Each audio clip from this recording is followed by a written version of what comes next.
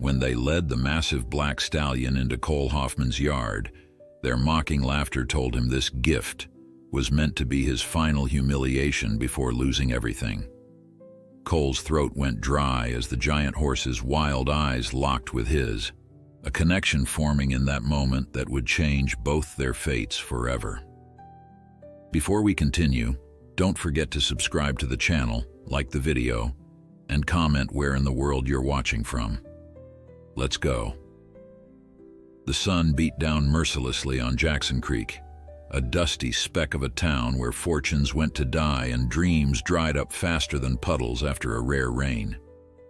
At the edge of town stood the dilapidated Hoffman Ranch, once the pride of the county, now a shadow of its former glory. And there, leaning against a weathered fence post, stood Cole Hoffman, last of his name, sole inheritor of 600 acres of debt and disappointment. Cole wiped the sweat from his brow with a handkerchief that had seen better days, much like everything else he owned. At 32, his face was prematurely lined from years of squinting against the harsh Texas sun, his once fine clothes patched and faded. The drought had claimed most of his cattle, and what remained of his father's once prosperous ranch was mortgaged to the hilt. "Another fine mess you've left me, Pa," he muttered, surveying the parched land.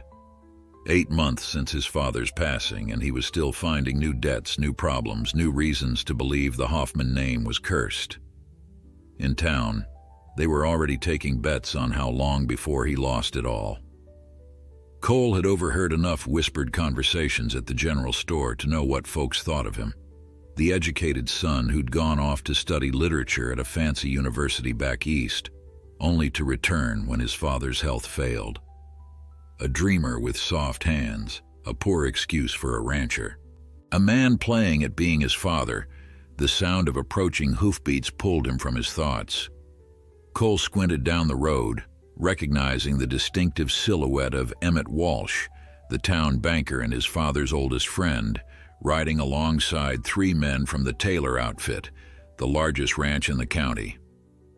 "Afternoon, Cole," Emmett called as they approached, his tone carrying that particular blend of false cheer and pity that Cole had come to despise. "Emmett," Cole nodded, straightening up. "Gentlemen." Marcus Taylor, patriarch of the Taylor clan, dismounted with surprising agility for a man in his 60s. His sons, Hank and Wesley, remained mounted, their expressions unreadable beneath their wide-brimmed hats.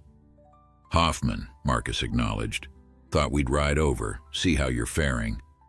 Cole knew better than to believe this was a social call. The Taylors had been trying to buy his land since before his father's death. "I'm managing." Emmett dismounted as well, adjusting his suit jacket. "Cole, we've been discussing your situation, your father's outstanding debts, which I'm paying down." Cole interrupted. "I made last month's payment on time." Yes, Emmett nodded quickly. "But there's the matter of the upcoming payment, and the one after that. And with your herd so reduced." Cole crossed his arms. "I've got a plan." He didn't, not really, but damned if he'd admit that to these vultures. Marcus Taylor's weathered face cracked into a smile that didn't reach his eyes. "Son, no one doubts your determination. But ranching isn't something you learn from books. It's in the blood. Your daddy knew that." The implication stung as it was meant to. Cole's jaw tightened. "Did you ride all this way just to tell me I'm failing? Or was there something else?" The men exchanged glances. Marcus nodded to his sons, and Wesley rode off a short distance, returning a moment later, leading something that made Cole's breath catch. It was the biggest horse Cole had ever seen. Coal black, standing at least 18 hands high, with powerful shoulders and legs like tree trunks. Its coat gleamed in the sunlight, and its eyes, dark and intelligent, seemed to look right through him. The beast was magnificent and terrifying all at once. "This is Midnight," Marcus said, as Wesley struggled to control the massive stallion which tossed its head and pawed at the ground impatiently. "We acquired him at an auction last month. Thoroughbred with Percheron blood, according to the seller. Strong as an ox, but mean as a rattlesnake. Cole couldn't look away from the horse. And he's yours, Emmett said, his voice carrying a forced generosity that set Cole's teeth on edge. Consider it a gift, from me and the Taylors. Cole's eyes narrowed with suspicion. Neither the bank nor the Taylors were known for their charity. Why would you give me a horse like that? Hank Taylor snorted. Pa thought you might need something to boost your breeding stock, if you can handle him. The mockery in his voice was unmistakable. Marcus shot his son a warning glance. What Hank means is, a horse like this could be valuable to a struggling operation like yours. Good bloodlines. Could sire some fine foals with the right mares. If he doesn't kill you first, Wesley muttered, just loud enough to be heard. Cole understood then. This wasn't a gift, it was a joke at his expense. They'd brought him an unmanageable beast that would either drain his limited resources or injure him trying. Either way, they expected him to fail, giving them another reason to push him to sell. Pride made him want to refuse, but practicality kept him silent. He needed help, and despite their intentions, a horse like this could indeed be valuable if he could tame it. That's generous of you, Cole said finally, his voice carefully neutral. Marcus nodded, satisfied. Wesley will tie him to your corral. He needs a firm hand, mind you, not for the faint of heart. As Wesley led the massive horse toward the small corral beside Cole's barn, the animal suddenly reared, nearly pulling the cowboy from his saddle. Wesley cursed, wrestling with the reins. Careful there, college boy, Hank called to Cole. This ain't like them books you read. Cole ignored the taunt, watching as the magnificent stallion fought against his restraints. There was something in the animal's rebellion that stirred him, a wild refusal to be broken that resonated with his own stubborn determination. Once midnight was secured, the men prepared to leave. Emmett lingered, speaking quietly so only Cole could hear. Cole, be sensible. The Taylor offer is still open. More than fair, considering the circumstances. Cole's eyes remained on the horse. I'm not selling, Emmett. The banker sighed. Your father was stubborn too. Look where it got him. He mounted his horse, tipping his hat. Good luck with midnight. You'll need it. Cole watched them ride away, dust rising behind them like the ghosts of his fading hopes. When they were out of sight, he approached the corral cautiously. Midnight stood at the far end, head high, nostrils flared, regarding Cole with what could only be described as disdain. Up close, he was even more impressive, and more intimidating. So, Cole said softly, they think I can't handle you. That we're both lost causes. The horse snorted, pawing at the ground. They may be right about me, Cole continued, keeping his voice low and steady, as he'd seen his father do with nervous animals. But something tells me they're wrong about you. Midnight's ears flicked forward, his dark eyes fixed on Cole with unnerving intensity. For the next hour, Cole simply stood there, talking quietly to the horse, making no move to touch him or approach too closely. He talked about the ranch, about his father, about the dreams he'd once had, and the reality he now faced. The horse listened, or seemed to, gradually relaxing his aggressive stance. As twilight descended, Cole left a bucket of water and some feed, then headed to the house.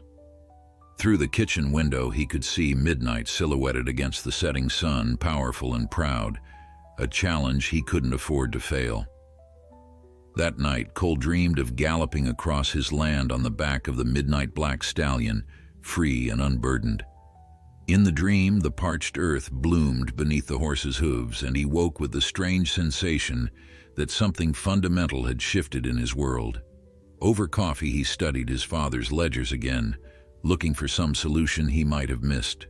The numbers remained stubbornly unchanged. Without a miracle, he would lose the ranch within 6 months. A commotion outside drew his attention.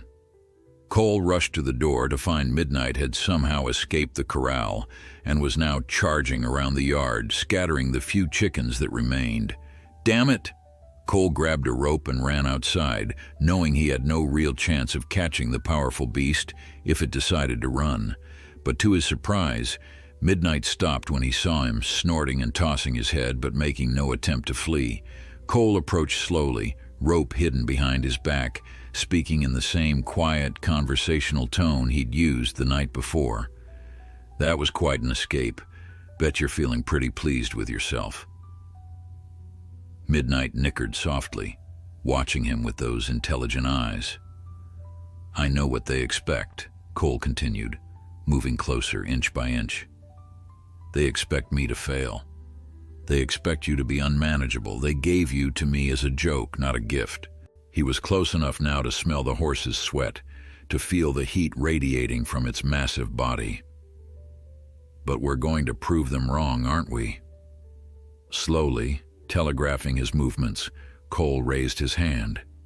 Midnight tensed, but didn't bolt. With heart pounding, Cole gently placed his palm on the horse's muscular neck. The connection was electric, immediate.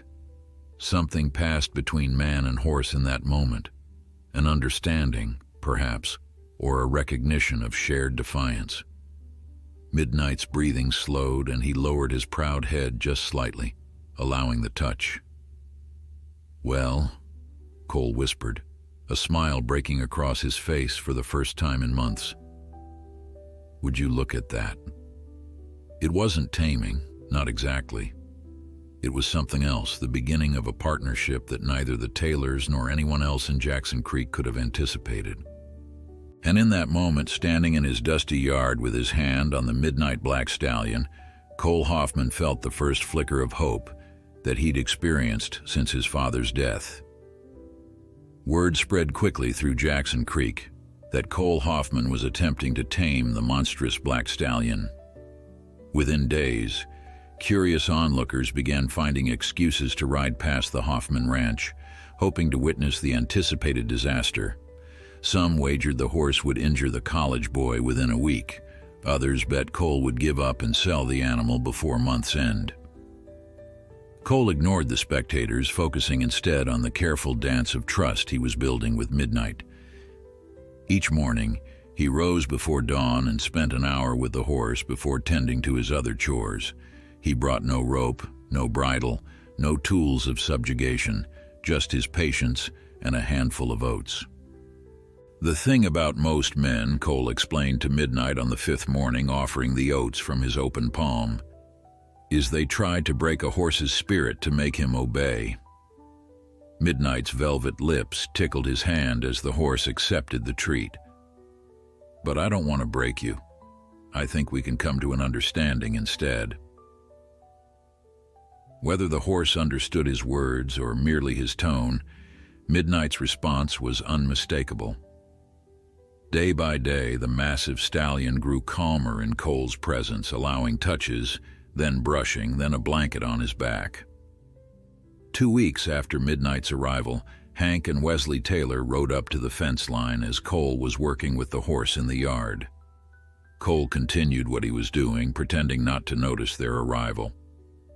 Well, I'll be damned, Wesley muttered, watching as Cole ran his hands along Midnight's legs, checking his hooves with no resistance from the once untamable beast. He hasn't killed the bookworm yet. Just wait, Hank replied, loud enough for Cole to hear. First time Hoffman tries to ride him, that devil will break every bone in his body. Cole straightened up, patting Midnight's shoulder before approaching the fence. Afternoon, gentlemen. Something I can help you with? Hank smirked. Pa sent us to check on his investment. Surprised to see you still walking. Midnight and I have come to an agreement, Cole said simply. Wesley laughed. An agreement? It's a horse, Hoffman, not a business partner. Cole shrugged. Maybe that's why you couldn't handle him. The Taylor brothers exchanged dark looks. You getting cocky, college boy? Hank leaned forward in his saddle. That beast nearly took my arm off at the auction. Nobody could ride him. What makes you think you're special?" Instead of answering, Cole returned to Midnight's side, running his hand along the horse's powerful neck. The stallion remained calm, his dark eyes watching the Taylor brothers warily. "You haven't tried to ride him yet, have you?" Wesley pressed, "and that's when you'll see his true nature." "When the time is right," Cole replied evenly. "Well, don't keep us waiting too long." Hank turned his horse to leave. "Town's running a pool on when you'll end up in Doc Miller's care. I've got good money on next week." After they departed, Cole rested his forehead against Midnight's neck. "They're right about one thing," he murmured. "Eventually, we'll have to see if you'll let me ride you." That evening, as Cole reviewed his dwindling finances by lamplight, a knock at the door startled him. Few visitors came to the Hoffman Ranch these days, especially after dark. He opened the door to find Sarah Miller, the doctor's daughter, standing on his porch with a covered basket. At 28, Sarah had a reputation in Jackson Creek as a spinster and a blue stocking, having returned from nursing school in Chicago only to be deemed too educated for most of the town's eligible bachelors. "Miss Miller," Cole said, surprised, "is everything all right?" "Mr. Hoffman," she nodded politely, "I've brought some of my father's salve for your hands." She gestured to his palms, which were raw and blistered from days of ranch work. "And some bread my mother baked." Cole looked at his hands, suddenly conscious of their condition and of the state of his home, his clothes, his unshaven face. "That's very kind, but not necessary." "It is necessary," she insisted, pushing the basket into his hands. "I've been watching you work with that horse. You're making progress, but you'll make more if your hands aren't torn to shreds." He accepted the basket, unsure how to respond to her forthright manner. "You've been watching me?" A slight blush colored her cheeks, but her gaze remained direct. "Half the town has. You're the most interesting thing to happen in Jackson Creek since the railway came through." Cole chuckled despite himself. "Not sure if that's a compliment. Take it as you will." Her eyes softened. "What you're doing with that horse, it's different. Special. Or foolish," Cole admitted. "Everyone seems certain he'll trample me eventually." "Everyone expected you to give up on this ranch months ago, too." She nodded toward the salve. "Apply that twice daily. And Mr. Hoffman, I have $5 that says you'll ride that horse by the end of the month without breaking any bones." With that, she turned and walked to the waiting buggy, leaving Cole wondering who else might be silently rooting for his success. The next morning, Cole made a decision. With Sarah's salve soothing his raw hands and the first light of dawn breaking over the eastern horizon, he entered the corral with a lightweight saddle he'd cleaned and oiled the night before. "Today's the day, big fellow," he told Midnight, who watched him with alert interest. "Not because of their wager, not because we have anything to prove, but because it's time." Cole had never been much for prayer, but he sent up a silent one as he carefully placed the saddle blanket on Midnight's back.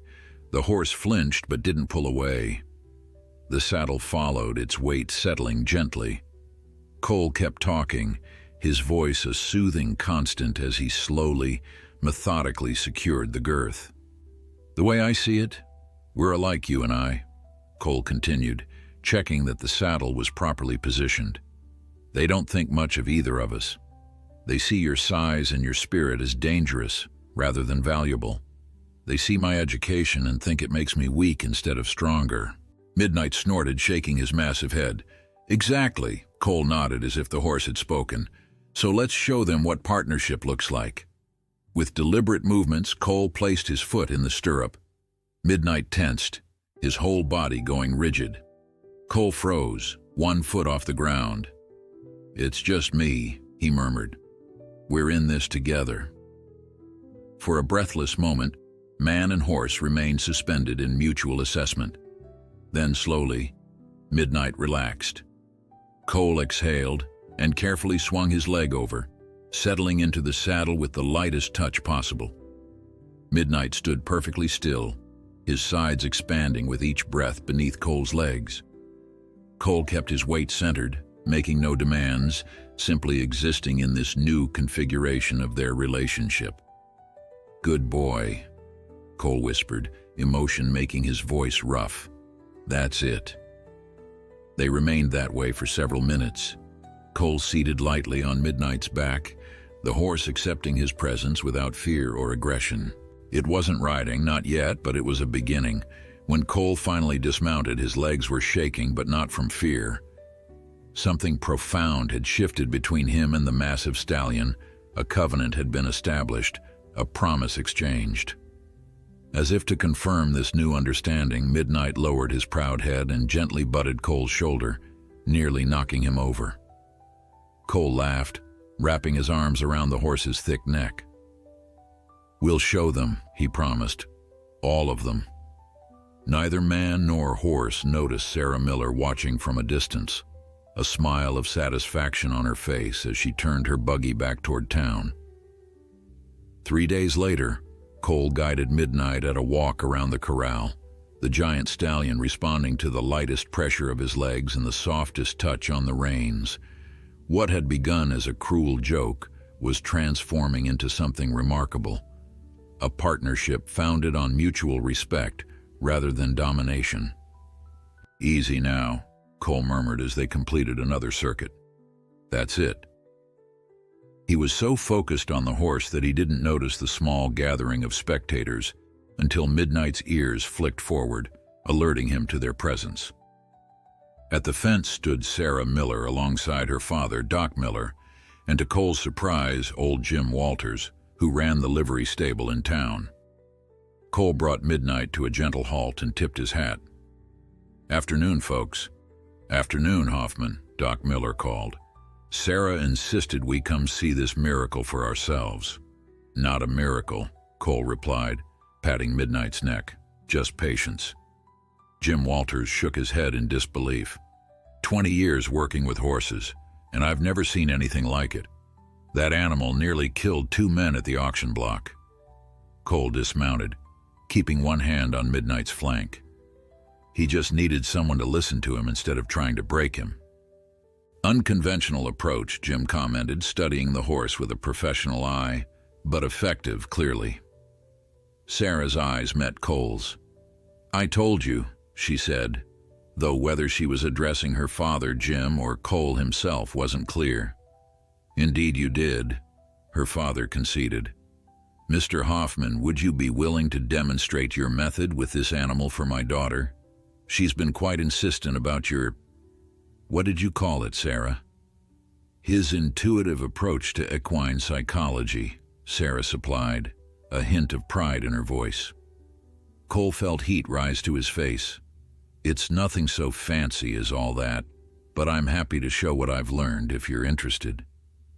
For the next hour, Cole demonstrated how he worked with Midnight, the quiet words, the gentle touches, the respect for the horse's boundaries. Sarah watched intently, occasionally asking questions that revealed her own considerable knowledge of horses. Doc Miller and Jim looked on with growing respect. "You've got a rare gift, son," Jim finally said as Cole led Midnight back to the corral. "That horse is worth his weight in gold with the right rider." "He's not for sale," Cole replied automatically. Jim chuckled. "Wasn't suggesting he was. But have you considered what else he might be good for besides breeding?" Before Cole could answer, the sound of approaching riders drew their attention. Marcus Taylor rode toward them, flanked by his sons and 2 of his ranch hands. The smiles faded from the faces of Cole's visitors.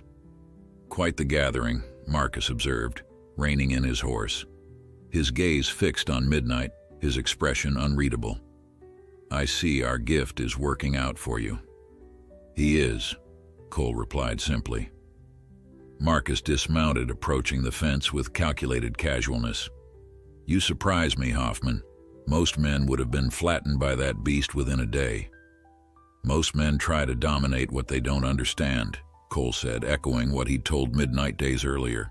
Marcus's eyes narrowed slightly. "And you understand him, do you?" "Getting there." Interesting. Marcus glanced at Jim Walters. Jim, what brings you out to the Hoffman place? Thinking of buying this wreck of a ranch when the bank finally forecloses? Jim's weathered face hardened. Just admiring fine horsemanship when I see it. Something that seems to be in short supply at your outfit, Taylor, if you gave away an animal like this.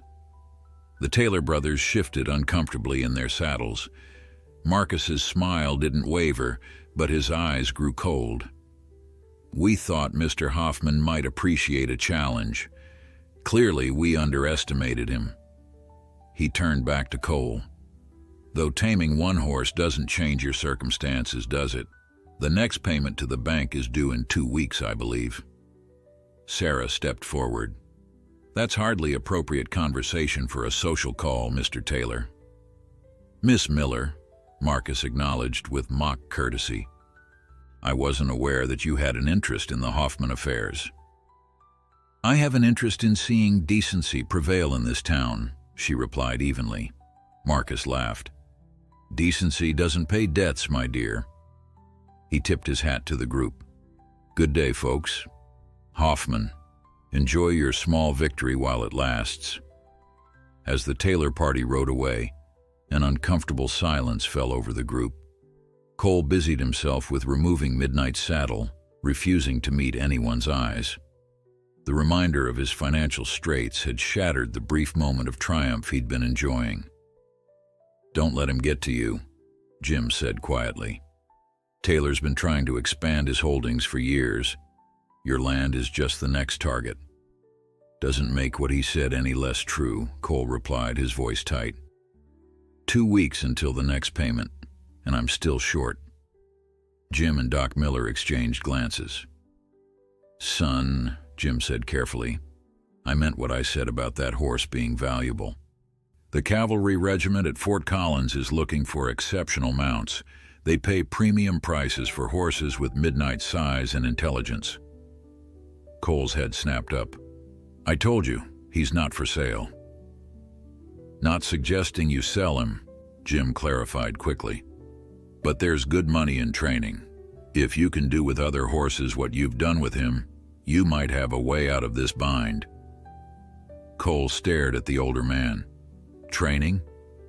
Armies desperate for well-trained mounts. They lose too many because their men don't know how to handle spirited horses properly. Jim gestured toward Midnight.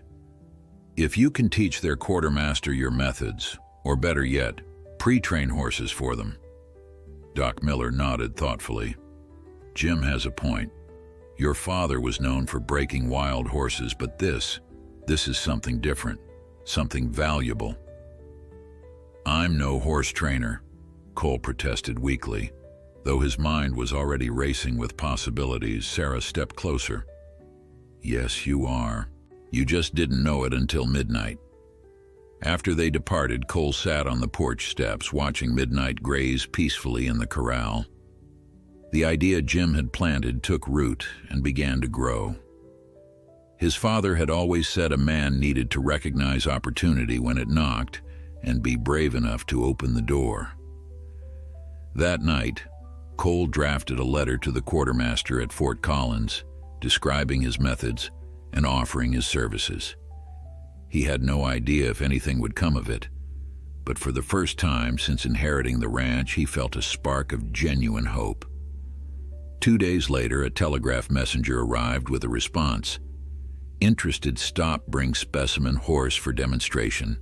Stop arriving Tuesday, stop Captain Wilson quartermaster. As Cole read the telegram a second time, Midnight approached the fence, nickering softly, as if sensing the shift in his human's emotions.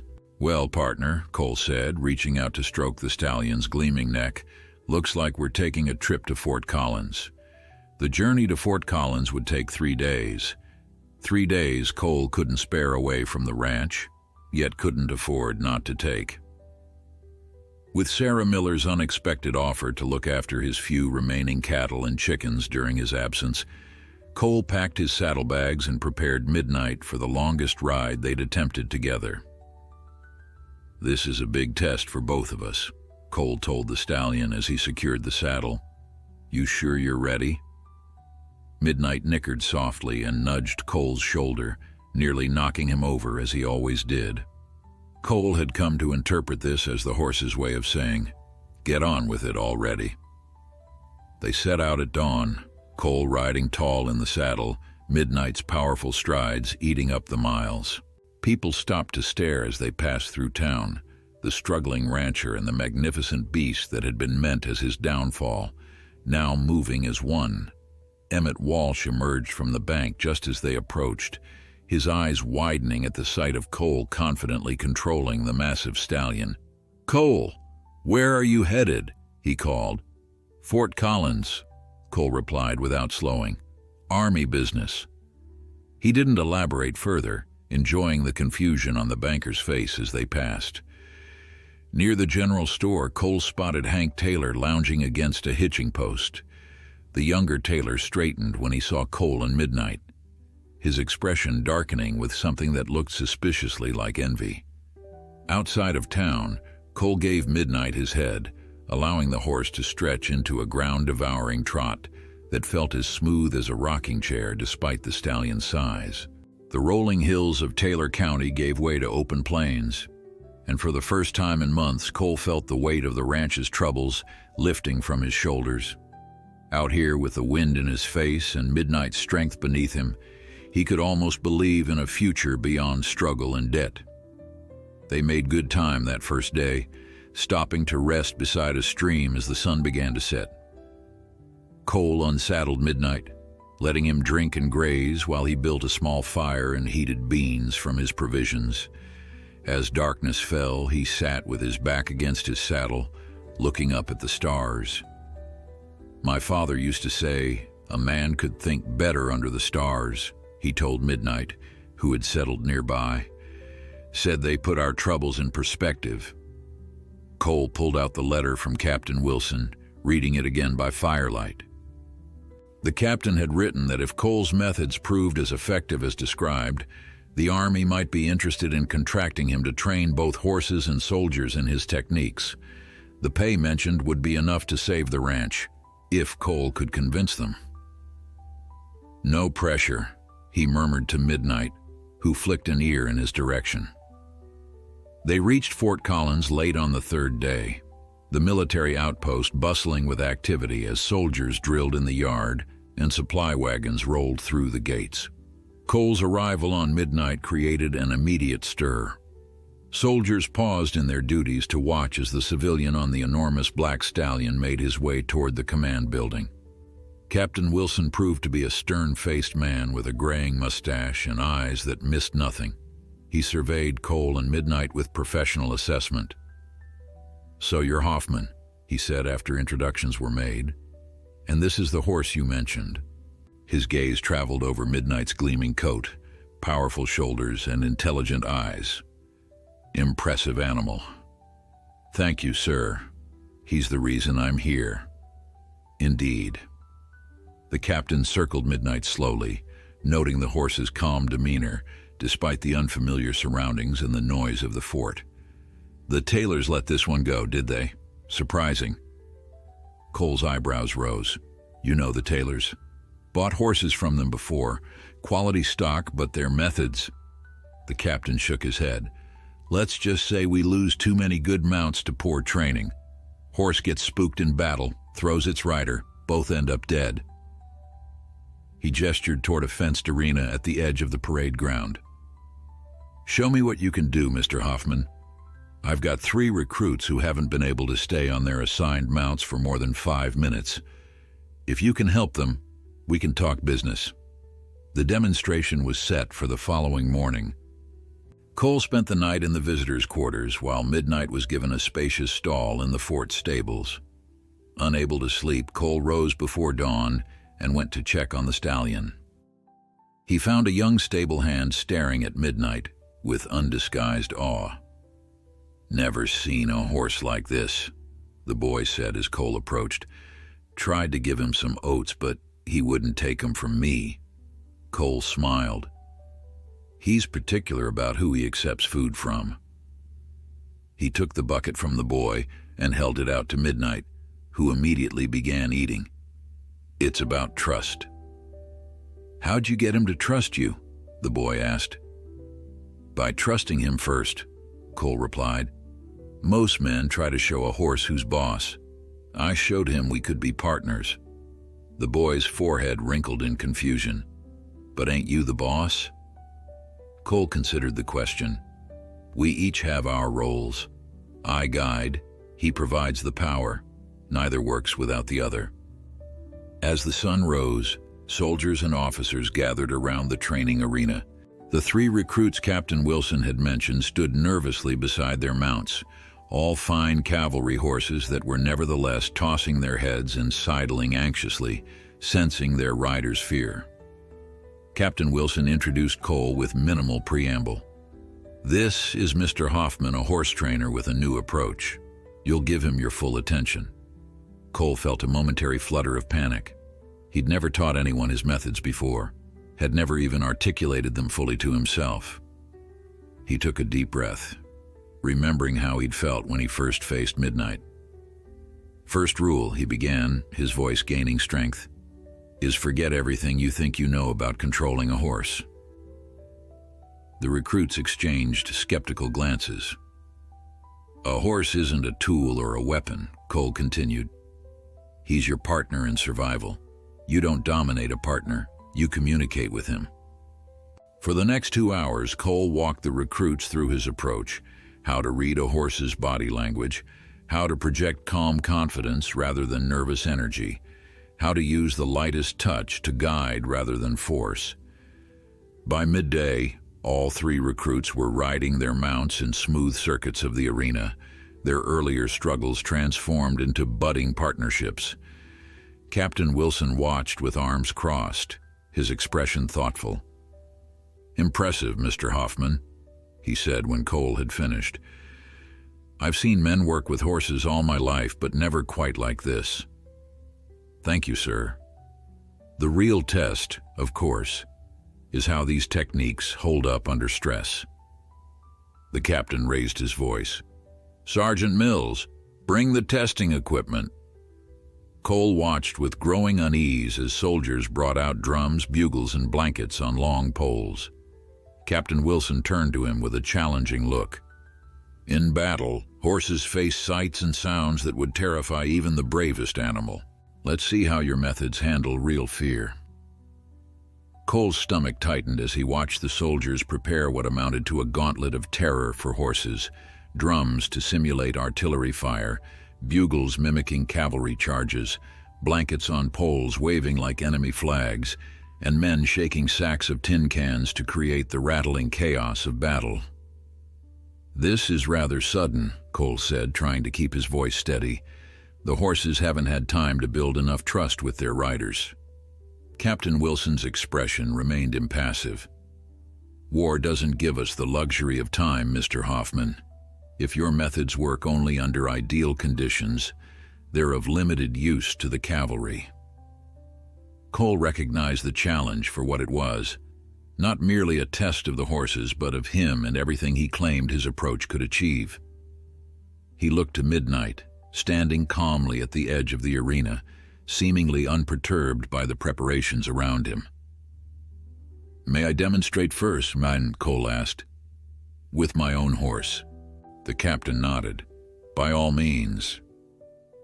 Cole led Midnight into the center of the arena, speaking quietly to him all the while.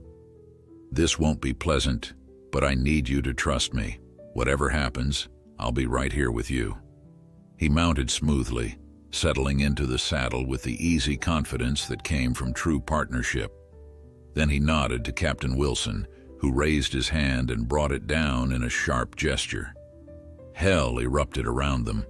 Drums pounded with deafening intensity, bugles blared, blankets snapped in the air like angry ghosts, and the cacophony of rattling metal filled the spaces between. Several horses tethered near the arena reared and pulled at their leads, eyes rolling in panic. Midnight tensed beneath Cole, his powerful muscles bunching as his head came up sharply. For a heart-stopping moment, Cole felt the stallion's fear surge like electricity through his massive frame.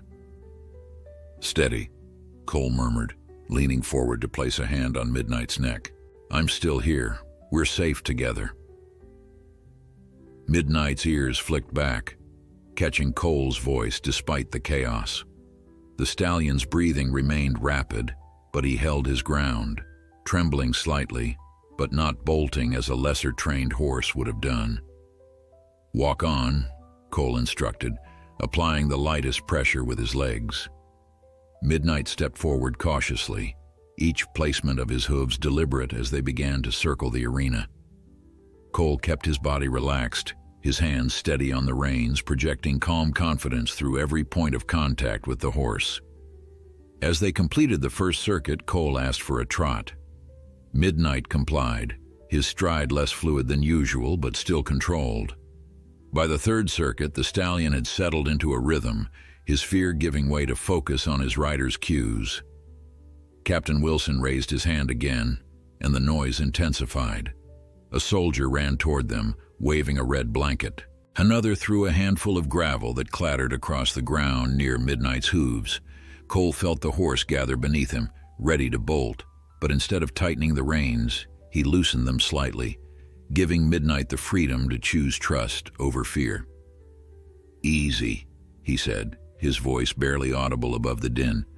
"I trust you. Trust me back." The stallion's stride faltered, then steadied. They continued their circuit of the arena, navigating around the obstacles and distractions with increasing confidence. When Cole finally brought Midnight to a halt before Captain Wilson, the horse was sweating but composed, his ears forward, his bearing proud.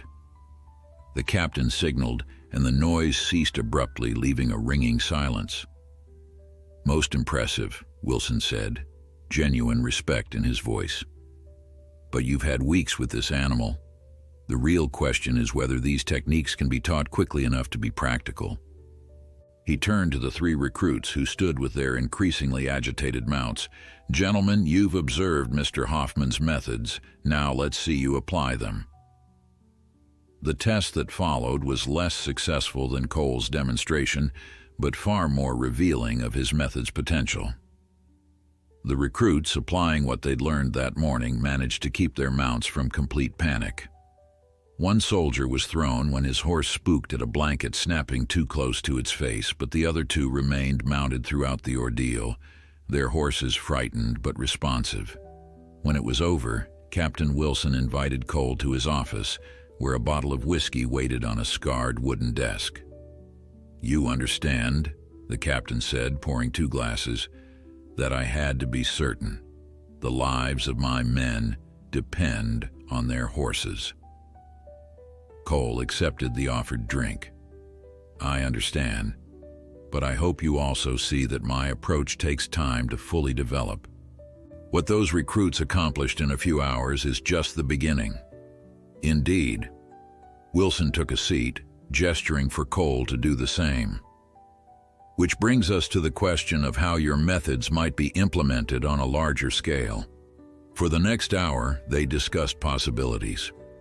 The captain was particularly interested in Cole's observation that horses trained through trust rather than fear recovered more quickly from stressful situations. "In battle," Wilson explained, "a horse that bolts after the first artillery barrage is worse than useless.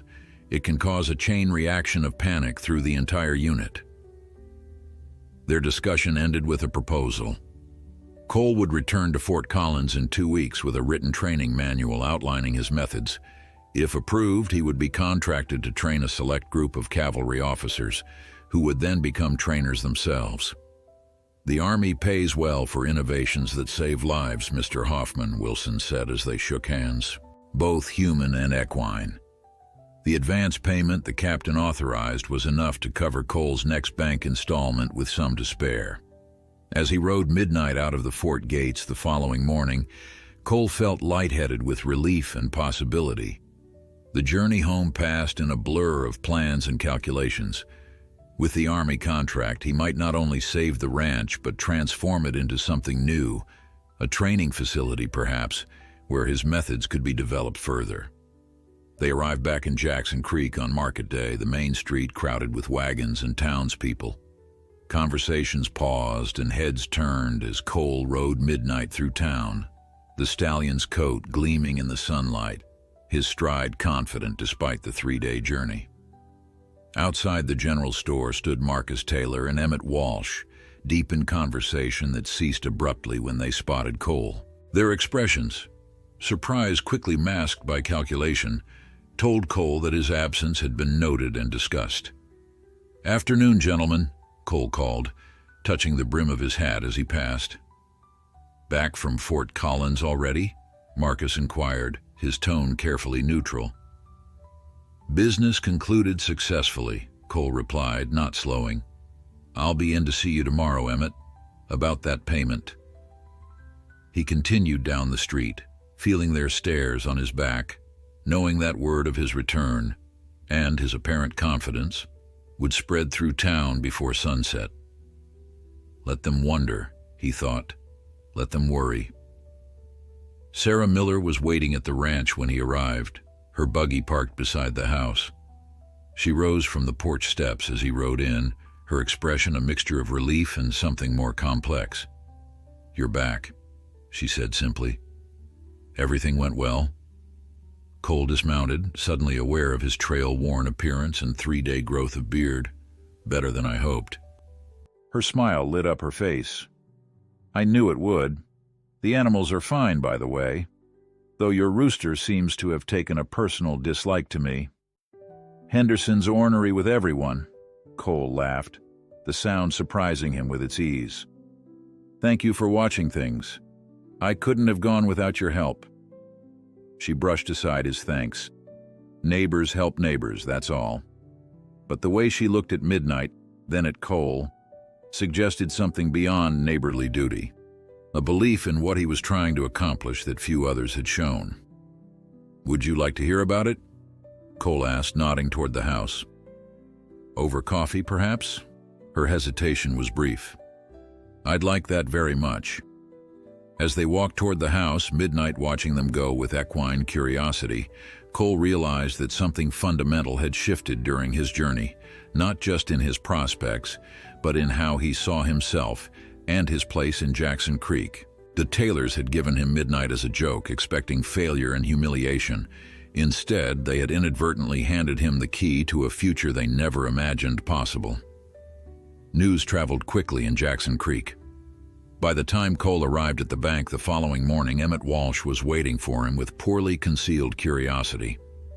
"Heard you had some business with the Army," the banker said, watching as Cole counted out the payment for his loan installment.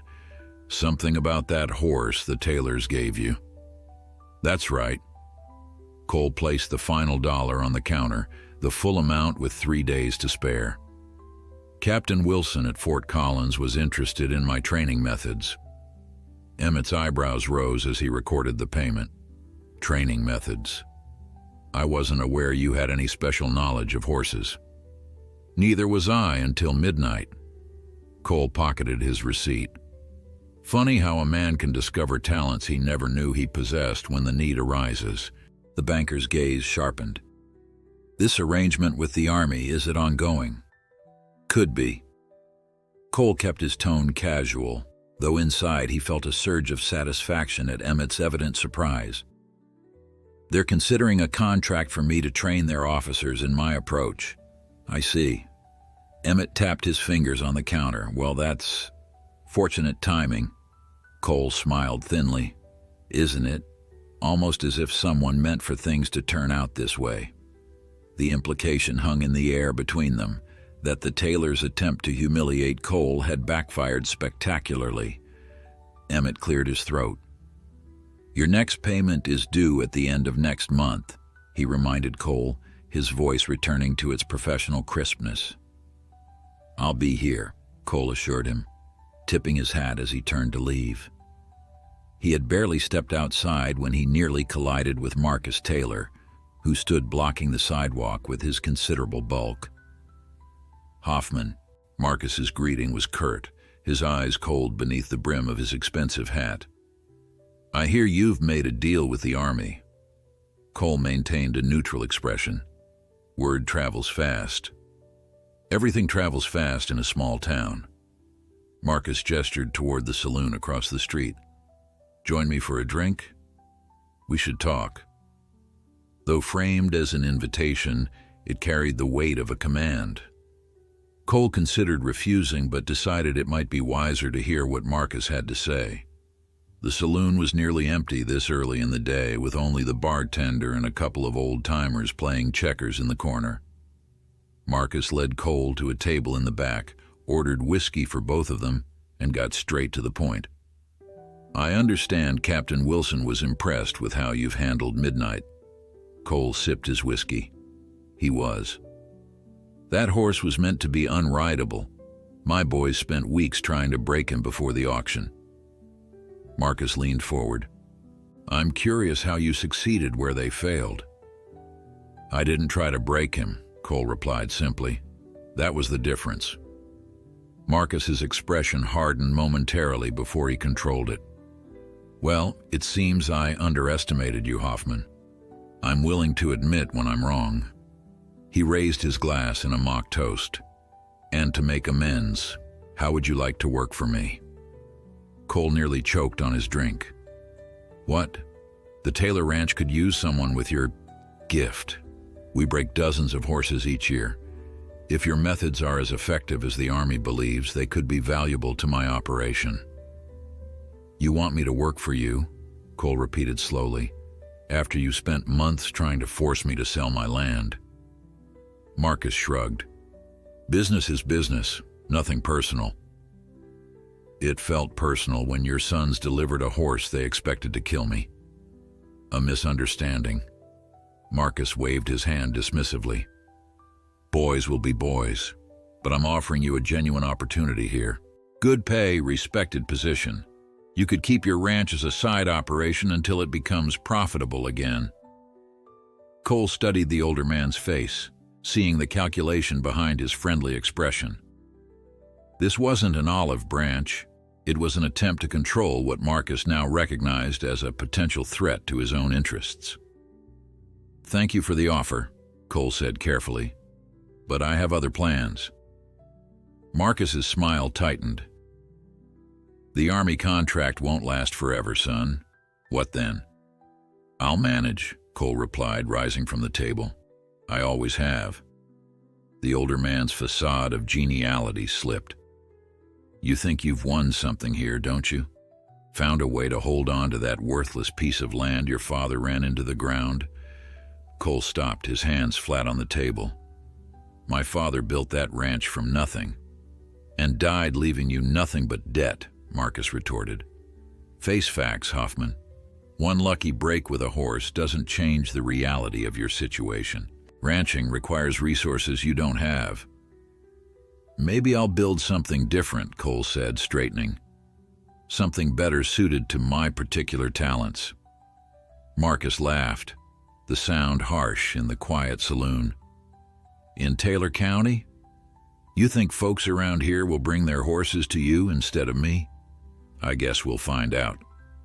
Cole left Marcus sitting alone with his whiskey, the older man's eyes boring into his back. The encounter left him unsettled, not because of Marcus's threats, but because of the kernel of truth they contained. The Army contract would help, but it wasn't a permanent solution. He needed a longer-term plan. That evening, as Cole worked on the training manual for Captain Wilson, Sarah arrived with a basket of fresh bread and preserves. They had fallen into a pattern of shared meals since his return from Fort Collins, a developing friendship that Cole found himself increasingly reluctant to label as merely neighborly.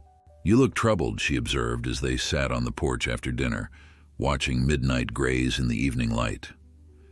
Cole told her about his encounter with Marcus. He's right about one thing. The Army contract is temporary. I need to think beyond it. Sarah was quiet for a moment.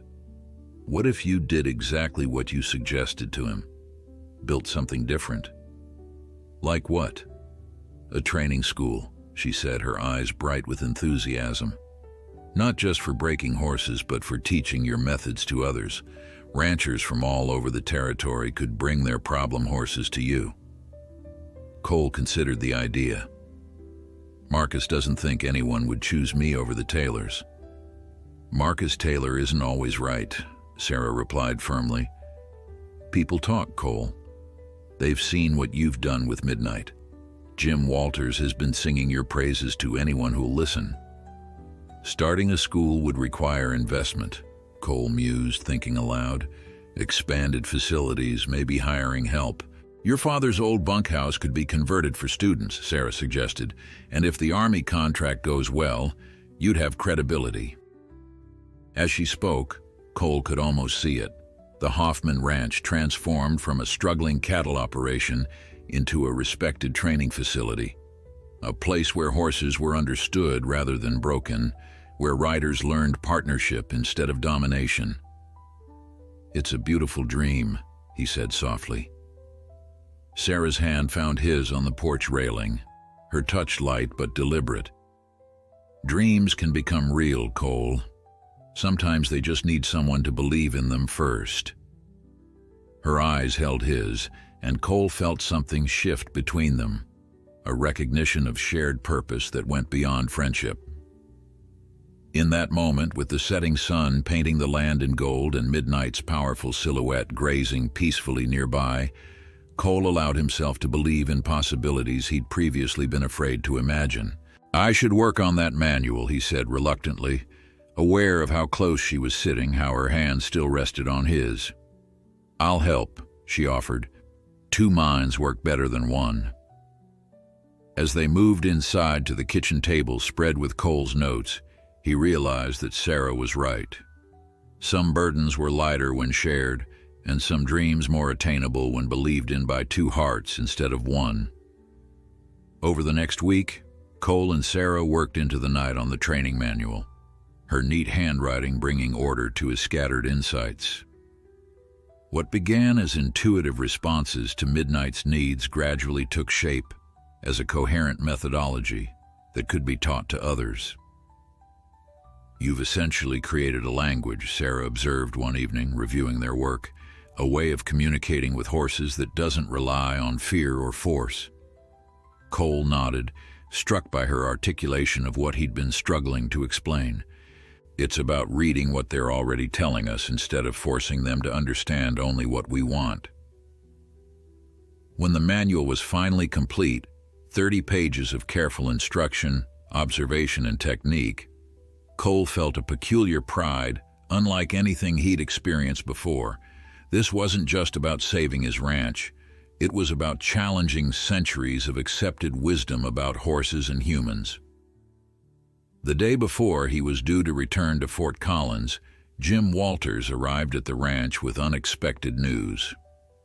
Thought you should know, the livery owner said as they stood watching Midnight in the corral. 3 ranchers have asked if you'd be willing to look at their problem horses when you get back from the fort. Cole's eyebrows rose. Already? Who? Peterson brothers, Old Man Hargrove, and Judge Wilson. Jim chuckled at Cole's surprised expression. Judge has a mare that's thrown his son twice. Broke the boy's arm last time. I haven't even started advertising. Word spreads, Jim interrupted. Folks have seen what you've done with that beast. He nodded toward Midnight. And they've heard about the Army's interest. Makes them curious if you could help their animals too. It was happening faster than Cole had anticipated. Sarah's vision of a training school already taking tentative shape through the interest of his neighbors. But with that promise came a new pressure. He had to succeed with the Army contract. Everything now depended on Captain Wilson's approval of his methods. The journey to Fort Collins the second time was markedly different from the first. Cole rode with the confidence of a man carrying valuable cargo, his manual carefully wrapped in oilskin against the weather, his future tied to its reception. Captain Wilson greeted him with gruff approval, leafing through the manual with increasing interest as Cole explained its principles. You've systematized what many would consider pure intuition, the captain remarked. That's no small achievement. The next 3 days were a whirlwind of demonstrations, revisions, and negotiations. Cole worked with the same recruits from his previous visit. now showing noticeable improvement in their handling of horses. He demonstrated techniques with several cavalry mounts, including a particularly difficult gelding that had injured 2 soldiers. On the final day, Wilson presented Cole with a formal contract. 6 months of training work at Fort Collins, teaching select cavalry officers who would then spread the methods throughout the regiment. "The pay is as we discussed," Wilson said, sliding the document across his desk, "with a bonus structure based on measurable improvements in horse performance and survival rates." Cole studied the contract carefully. The base compensation alone would clear his debts and provide capital for converting the ranch. The potential bonuses could fund his vision completely. "There's one more thing," Wilson added as Cole prepared to sign. "The Army is interested in purchasing appropriate horses for the cavalry. If you're able to source animals of Midnight's quality and temperament, there would be additional contracts available." Cole looked up, momentarily stunned. "You want me to supply horses as well?" "Quality mounts are increasingly difficult to find," Wilson explained. "If your methods can be applied to selecting and preparing suitable horses, the Army would pay premium prices." This was an opportunity beyond anything Cole had imagined, not just teaching his methods, but creating a pipeline of specially trained horses from his own ranch to the cavalry. He signed the contract with a steady hand, his mind already racing ahead to the possibilities. The captain shook his hand firmly. "Report back in 3 weeks with your first group of trainees. In the meantime, we'll send our quartermaster to inspect your facilities and discuss potential adaptations for the horse supply arrangement." Cole rode home with the contract secured in his saddlebag, Midnight eating up the miles with his powerful stride. Everything was falling into place: the Army's validation, local interest in his methods, and the beginnings of a new vision for the Hoffman Ranch. But as they crested the final hill overlooking Jackson Creek, Cole spotted a column of black smoke rising from the direction of his property. He urged Midnight into a gallop, heart pounding as they raced toward the source. As they drew closer, his worst fears were confirmed. Flames engulfed the old bunkhouse, the very building he and Sarah had planned to convert for training purposes. A small crowd had gathered, including Sarah and Doc Miller, who were organizing a bucket line from the well. Cole dismounted before Midnight had fully stopped, rushing to join the firefighting efforts. For 2 hours they battled the blaze, but it was too late to save the structure. By sunset, all that remained was a blackened skeleton of timber and the stone chimney, standing like an accusation against the darkening sky. "How did it start?" Cole asked, his voice hoarse from smoke as the last of the townspeople departed. Sarah shook her head, her face streaked with soot. "No one knows for certain. It was already burning when Mrs. Henderson spotted it on her way back from visiting her sister." Doc Miller approached, wiping his hands on a rag. "Might have been lightning from that storm 2 days back. Could have smoldered in the rafters before catching properly." Cole surveyed the ruins, doubt gnawing at him. The timing was too convenient, the fire erupting just as his future began to take shape, destroying the building central to his plans for the training school. "Or it might not have been an accident," he said quietly. Doc Miller's expression grew serious. "You think in the Taylors? Who else would benefit from setbacks to my plans?" "That's a serious accusation," Doc cautioned. "Marcus Taylor is a powerful man in this county." Sarah touched Cole's arm. "We should focus on what to do next. The Army contract is still secure," Cole assured her, "and the quartermaster is coming to inspect the property for potential horse supply agreements. But without the bunkhouse..." His voice trailed off as he calculated the cost and time required to rebuild. The structure had been old but solid, a key piece of his plans for housing students and creating indoor training space during winter months. "We'll find another way," Sarah insisted, her determination undiminished. "This is a setback, not a defeat." Cole nodded, though doubt lingered. As twilight deepened around them, he couldn't shake the feeling that this fire was only the opening move in a new phase of conflict with the Taylors, one that would test not just his resolve but everything he hoped to build. Midnight approached, nudging Cole's shoulder with his usual gentleness despite his size. The horse's presence steadied him, a reminder of how much had already changed from what once seemed impossible. "You're right," he told Sarah finally. "We'll find another way." The Army quartermaster, Lieutenant Thomas Green, arrived 3 days after the fire. A meticulous man with a clipboard and measuring tape, he surveyed what remained of the Hoffman Ranch with professional detachment. Cole walked beside him, pointing out what had been and what could be, all too aware of how the property must appear through the officer's critical eyes. The fire was unfortunate timing, Cole acknowledged as they stood before the charred ruins of the bunkhouse.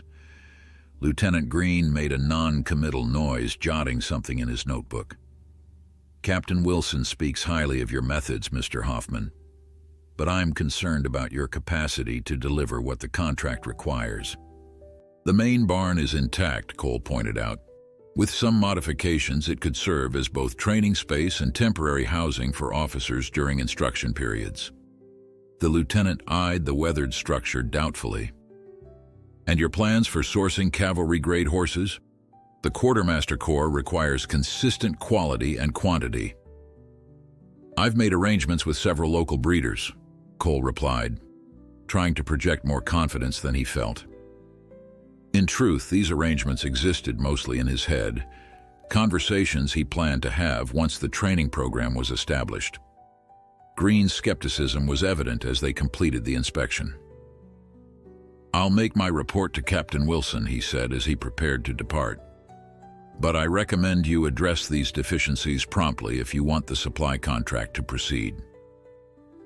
After the lieutenant left, Cole sat on the porch steps, the weight of the task before him suddenly overwhelming. Rebuilding the bunkhouse alone would cost more than the initial Army payment would cover. Sourcing quality horses would require connections and capital he didn't yet possess. Sarah found him there an hour later, still staring at the burned-out shell of the bunkhouse. "That bad?" she asked, settling beside him. "The lieutenant thinks I'm not prepared for what I've promised." Cole ran a hand through his hair. He might be right. Or he might be a man who sees only what's missing, not what could be. Sarah's voice was firm. "What did you tell him about your plans?" Cole shrugged. "That I'd convert the barn, make arrangements with breeders. But it's all just talk without money to back it up." "Then we need investors," she said simply. Cole looked at her, startled by the "we" in her statement, by her unwavering inclusion of herself in his struggles and ambitions. Who would invest in a failing ranch run by a man better known for reading books than raising cattle? People who recognize value when they see it. Sarah pulled a folded newspaper from her bag. Like this. It was the Fort Collins Gazette, open to a small article about the cavalry's new training initiative. Cole's name appeared prominently, described as an innovative horse trainer whose revolutionary methods promised to reduce cavalry horse casualties by as much as 50%. Where did this come from? "Captain Wilson must have spoken to a reporter," Sarah said. "And there's more. 3 more ranchers have asked Jim Walters about bringing horses to you. Word is spreading, Cole." Hope flickered again, fragile but persistent. "Still doesn't solve the immediate problem of rebuilding." "No," Sarah agreed. "But it might help us find someone willing to provide the necessary funds." She hesitated. "There's something else. My father has been thinking about investing some of his savings. He's impressed with what you've done with Midnight." Cole stared at her. "Your father wants to invest in my ranch?" "In your training school," she corrected. "It wouldn't be enough for everything, but it could get the rebuilding started." Before Cole could respond, the sound of approaching riders drew their attention. Marcus Taylor rode toward the house, flanked by his sons and 2 ranch hands.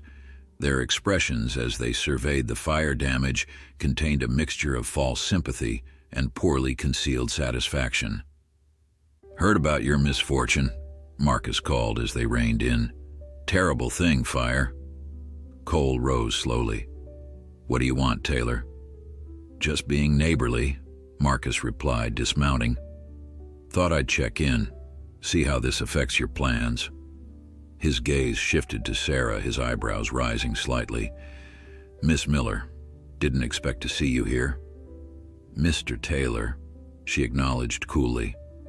Marcus turned back to Cole. "In light of recent events, I'd like to renew my offer for your property. Same terms as before, but with an additional $500 to help you relocate." He gestured toward the burned bunkhouse. "Seems like a good time to make a fresh start elsewhere." Anger flared in Cole's chest. "Did you come to make an offer or admire your handiwork?" A dangerous silence fell. Hank and Wesley exchanged glances, their hands drifting toward their holsters. "Careful, Hoffman," Marcus said softly. "That sounds like an accusation. Take it however you want." Cole stepped forward. "But my answer hasn't changed. The Hoffman Ranch isn't for sale. Not to you, not to anyone." Marcus's face hardened. "You're making a mistake. That Army contract won't save you. Even if you somehow satisfy the quartermaster, you'll need horses to train. Quality stock." His smile was cold. "And I've just informed every breeder in 3 counties that anyone who does business with you will lose the Taylor Ranch's patronage." The threat hung in the air, its implications clear. Marcus wasn't just competing with Cole. He was systematically working to isolate him, to cut off every avenue of potential success. "You can't control every breeder in the territory," Sarah interjected, her voice steady despite the tension. Marcus regarded her with calculated amusement. "Perhaps not, Miss Miller, but I control enough." He turned back to Cole. "Think about my offer. It won't stay open indefinitely." After they rode away, Cole paced the yard, fury and frustration coursing through him. "He's trying to strangle my business before it can even start." "He's frightened," Sarah said. Cole stopped. "What?" "Marcus Taylor is frightened of what you represent," she explained. "For years he's been the undisputed authority on horses in this region. Your methods challenge everything he stands for." Cole considered this perspective. "Maybe, but his threat is real. If he turns the breeders against me—" "Then we find another source," Sarah interrupted, "or we raise our own stock. With what foundation animals, that takes years." Sarah's eyes lit up suddenly. "Not necessarily. The Wilcox Estate auction is next week in Denver. Mrs. Wilcox is selling her late husband's entire breeding operation, over 30 horses, including some of the finest bloodlines in Colorado." "I can't afford 30 horses," Cole protested. "You don't need 30. You need 2 or 3 key animals, a stallion and a couple of quality mares, enough to start your own bloodline." Sarah's excitement was contagious. "With Midnight as your training model and a small foundation herd of your own, you wouldn't need to rely on local breeders at all." The idea took root, expanding in Cole's mind. With his own breeding program, he could develop horses specifically suited to his training methods. Animals selected for intelligence and temperament, rather than just speed or stamina. "Denver," he said finally. "That's a 5-day round trip." "I'll watch the ranch," Sarah offered immediately. "And I'll speak to my father about the investment while you're gone."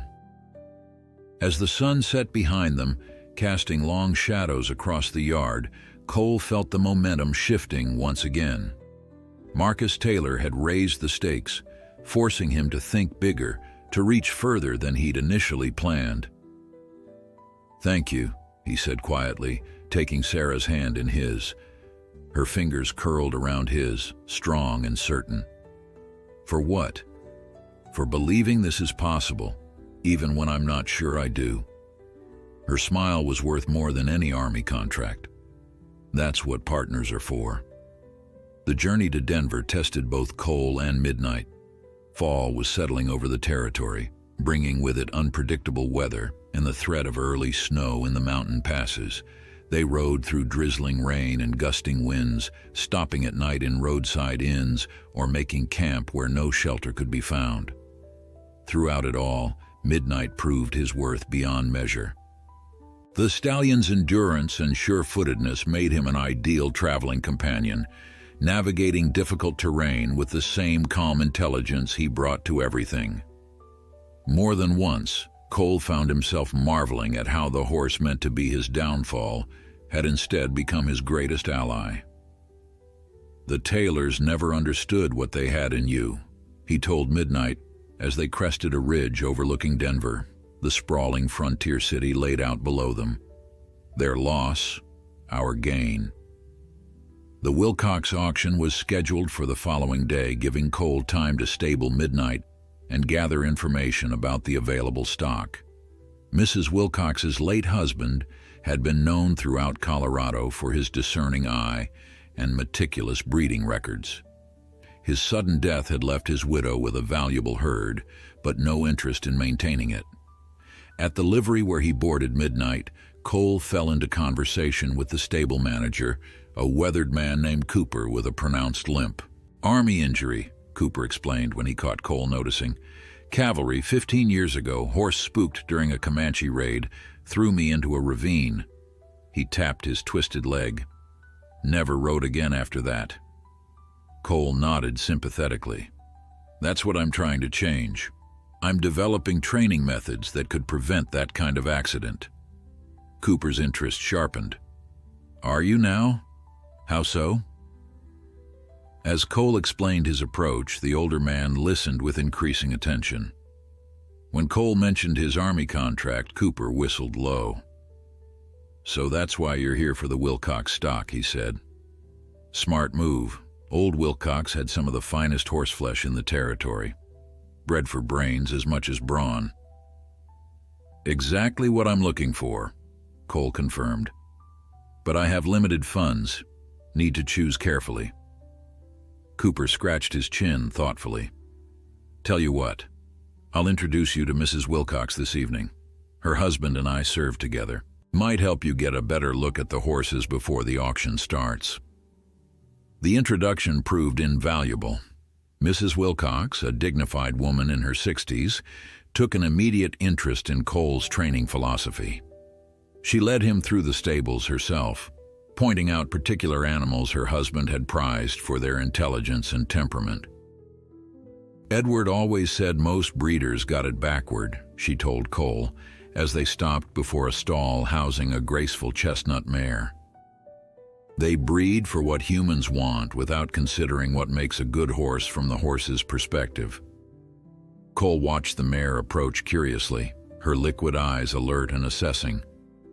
"Your husband sounds like a man I would have liked to know." "He would have appreciated your methods," she replied. "This is Copper Queen. 5 years old, impeccable bloodlines. But what Edward valued most was her problem-solving ability. Watch this." Mrs.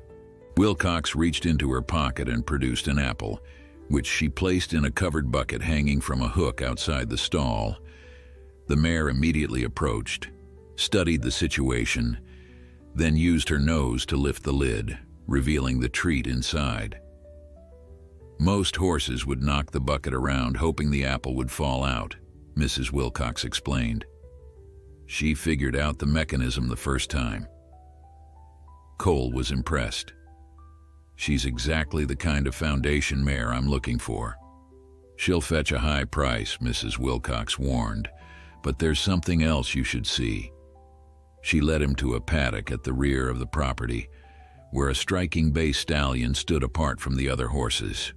Even from a distance, Cole could see the intelligence in his bearing, the way he watched their approach with calculated interest rather than nervous energy. "Philosopher's Stone," Mrs. Wilcox said with evident pride. "Edward's greatest achievement, 8 years old, sire to some of our finest foals. Not as physically imposing as some, but with a mind that Edward said was almost human in its reasoning capacity." As if to demonstrate, the stallion approached the fence deliberately, studying Cole with an intensity reminiscent of midnight. Cole extended his hand slowly, allowing the horse to catch his scent. After a moment's consideration, Philosopher's Stone allowed Cole to stroke his neck. "He's magnificent," Cole breathed. "And the reason I wanted to meet you privately," Mrs. Wilcox said, her voice lowering. "Edward was very particular about where his special horses ended up. I've had inquiries from several large operations, including the Taylors from your county." Cole's head snapped up. "The Taylors are coming to the auction. Marcus Taylor arrived yesterday," she confirmed. "Very interested in acquiring Philosopher's Stone, though I suspect it's more to prevent his bloodline from competing with the Taylor stock than any appreciation of his qualities." The news sent a chill through Cole. If Marcus was here, he must have learned of Cole's plans. Worse, with his vastly greater resources, Marcus could easily outbid him for every animal he showed interest in. "I don't have the means to outbid Taylor," Cole admitted reluctantly. Mrs. Wilcox studied him thoughtfully. "Perhaps you don't need to. Edward would have preferred his best horses go to someone who understood their value beyond mere dollars. Come to dinner at my home tonight. I have a proposition that might interest you." That evening, over a meal finer than any Cole had enjoyed in years, Mrs. Wilcox outlined an unexpected proposal. Instead of selling all her horses at auction, she would consider a private arrangement for Philosopher's Stone and up to 3 mares of Cole's choosing. In exchange, she explained, I would retain a 20% interest in any offspring, and I would require regular reports on your training methods and their effectiveness. Cole was stunned. That's incredibly generous, but the initial investment would still be substantial. I'm not suggesting charity, Mr. Hoffman. I'm proposing a business partnership. Her eyes twinkled. At my age, I've little interest in starting over, but I do care about Edward's legacy. Your approach to horses honors his philosophy. He would approve. They negotiated terms long into the night, reaching an agreement that would stretch Cole's finances to their limit but remain within the possible, especially with Dr. Miller's investment added. As Cole rode back to his lodgings, his mind raced with possibilities.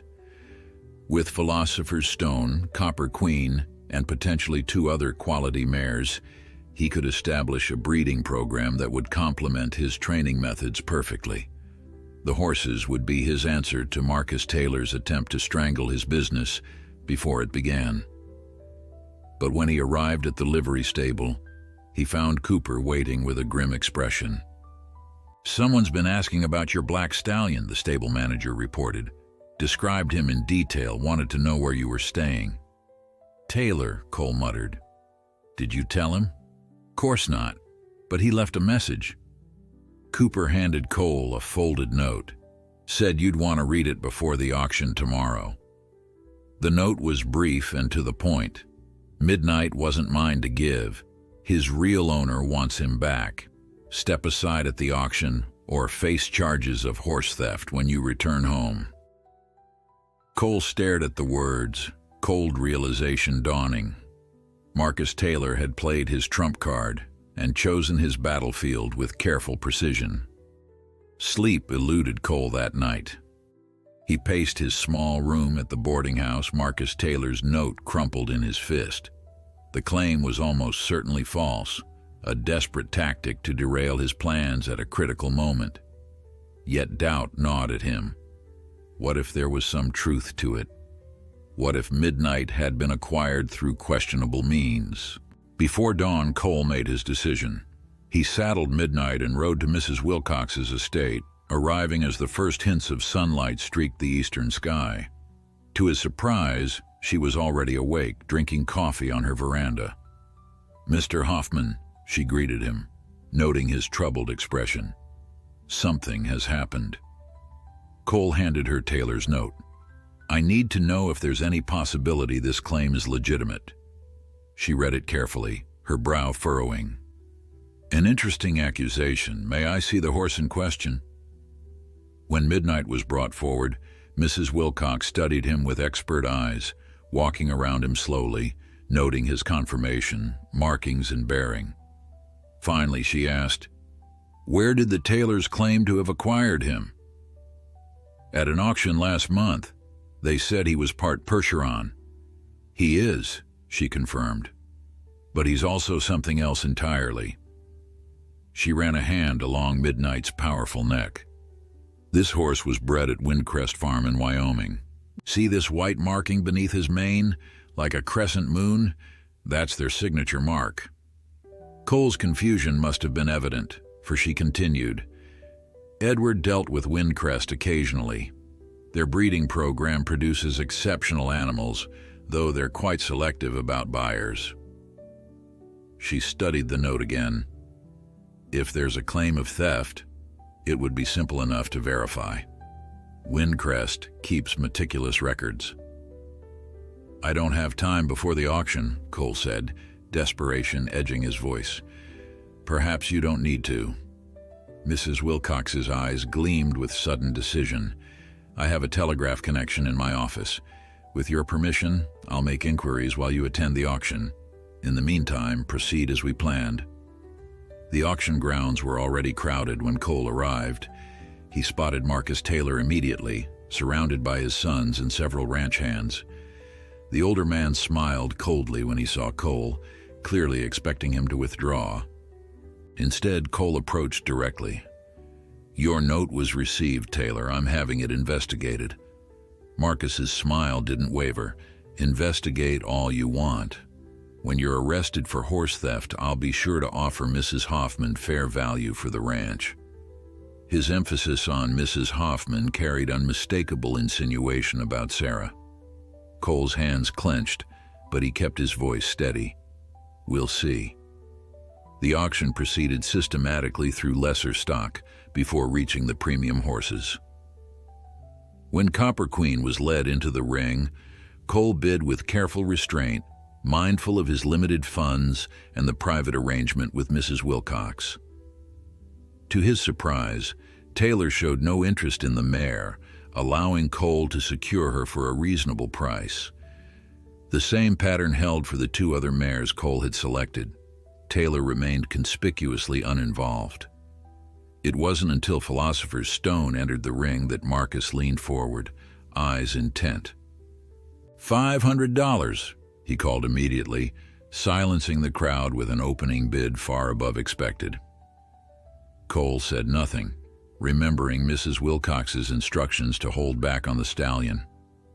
Marcus glanced at him triumphantly, clearly believing he'd succeeded in pricing Cole out of the market.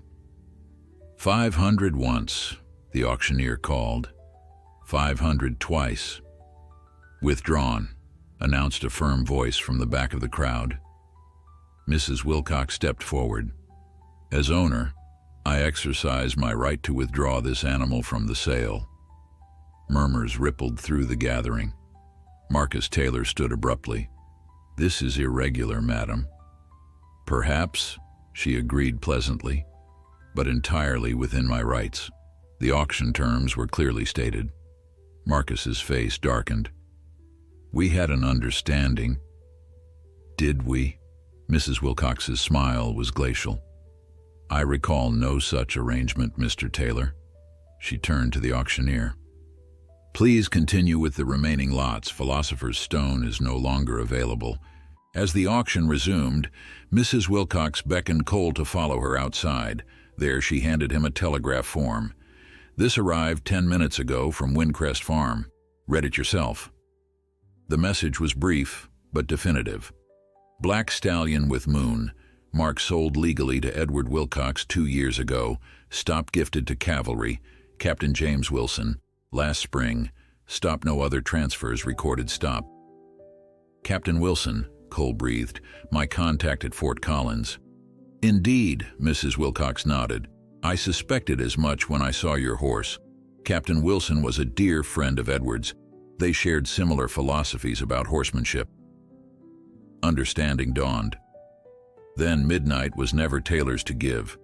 The captain must have arranged it knowing what Taylor intended. It would appear so. Mrs. Wilcox's eyes twinkled.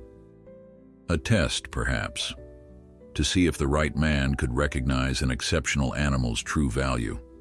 When Marcus Taylor emerged from the auction house, his face twisted with fury at seeing Cole and Mrs. Wilcox in conversation.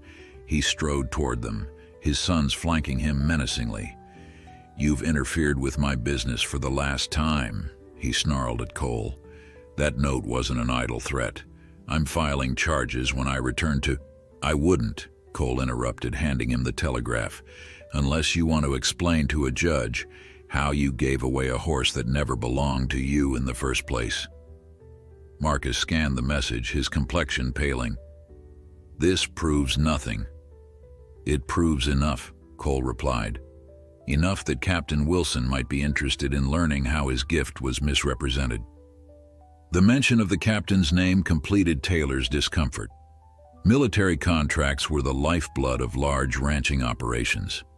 If word spread that the Taylors had attempted to frame a man using an officer's property, those contracts might disappear overnight. "This isn't over, Hoffman," Marcus growled, but the threat sounded hollow even to his own ears. "Actually, I think it is." Cole extended his hand to Mrs. Wilcox. "We have business to conclude, ma'am. I believe I've purchased 3 exceptional mares today."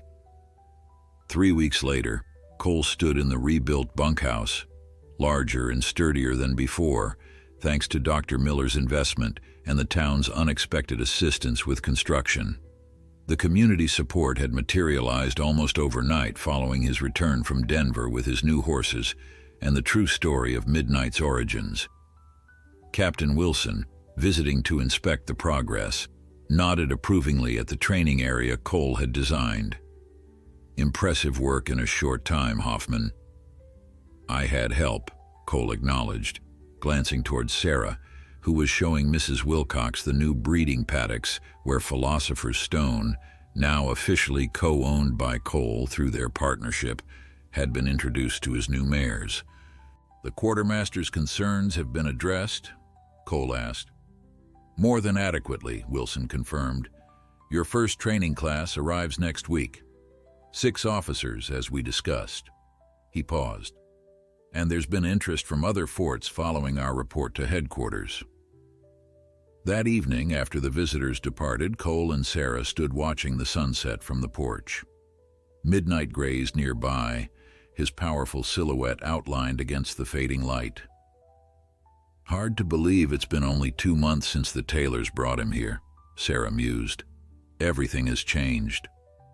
"Not everything," Cole replied, taking her hand. "Some things were just waiting for the right moment to be recognized." He turned to face her. "Like what's between us?" Her smile contained all the promise of the future they were building together. "A partnership." "Much more than that," he said softly.